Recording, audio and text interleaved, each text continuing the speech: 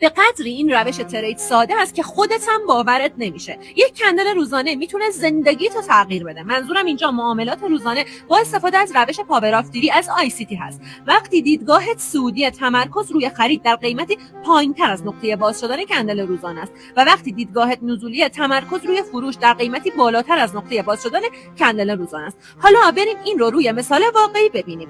اینجا ما دیدگاهمون نزولی بوده، پس باید به دنبال یه فرصت فروش در قیمتی بالاتر از نقطه باز شدن کندل روزانه باشیم. اینجا از یک الگوی ساده برای ورودمون استفاده می‌کنیم. اول یه دونه نقدینگی جذب شده و بعد از اون قیمت به سمت بالا برمیگرده و یک FVG که قبلا حمایت بوده حالا به عنوان مقاومت داره عمل میکنه رو میزنه. توی همین نقطه میتونی ورود بکنی و صبر بکنی تا کلوز کندل زده بشه و این استراتژی پاور آف دیری از ICT کامل میشه. حتما این پست رو سیو و لایکش کن و برای دوستای تریدرت هم بفرستش و همچنین برای دریافت اطلاعات تکمیلی این ستاپ و استراتژی همین زیر کلمه ICT رو واسم کامنت کن تا توی دایرکت واسط اتومات بفرستم.